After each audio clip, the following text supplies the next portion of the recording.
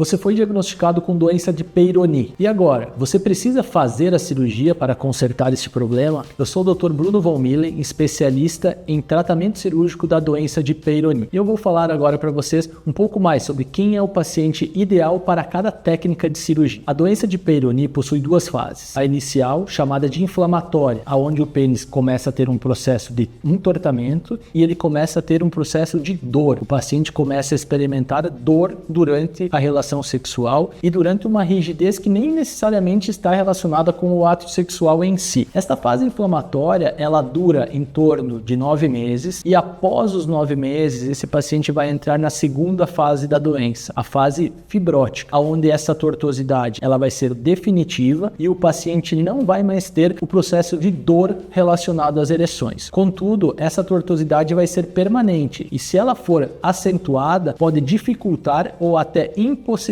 o ato de penetração, fazendo com que o sexo esteja bastante dificultado para esse paciente, para o casal ou para quem for o seu parceiro. Basicamente, nós precisamos diferenciar as tortuosidades penianas em maiores do que 30 graus e menores do que 30 graus. Essa primeira diferenciação é importante, pois os pacientes com tortuosidades pequenas, menores do que 30, muitas vezes não será necessário que ele seja submetido a um procedimento cirúrgico. Quando a tortuosidade está entre 30 graus e 60, então um pouco mais acentuada, algumas técnicas menos invasivas, como a técnica de plicatura, ela está indicada. E este paciente tem o grande benefício de não correr o risco de ter disfunção erétil relacionada ao tratamento. Contudo, ele terá uma perda de haste peniana. Essa técnica é conhecida como técnica de encurtamento. Ela vai fazer com que o pênis fique de maneira reta, mas o preço para essa técnica é uma perda de comprimento da haste. Já os pacientes com tortuosidade acima de 60 graus, as que são chamadas realmente de tortuosidades acentuadas ou graves, esse paciente muito comumente terá que ser submetido a um tratamento de enxerto. Esse procedimento ele é conhecido como técnica de alongamento.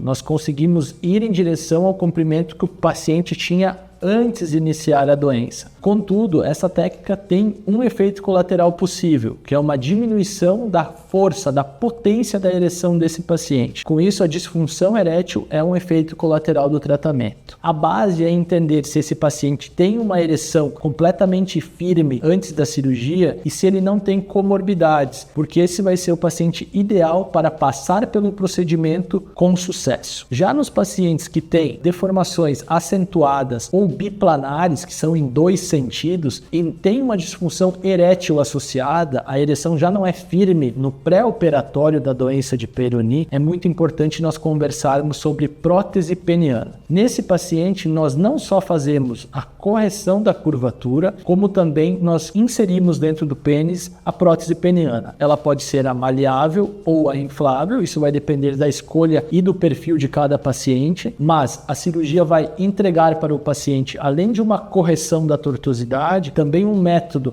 artificial de ereção, fazendo com que esse paciente não sofra de disfunção erétil no pós-operatório. A doença de Peyronie é muito peculiar e ela está relacionada a altas taxas de depressão. O paciente com doença de Peyronie cursa com até 25% de episódios depressivos. Por isso que é muito importante que, se você sofre desse problema, você marque uma consulta especializada e venha conversar sobre a melhor solução para o seu quadro. Sobre o tratamento cirúrgico de doença de Peyronie, esses são os principais tópicos. É um prazer conversar com vocês e semana que vem retornamos com mais conteúdo. Um abraço.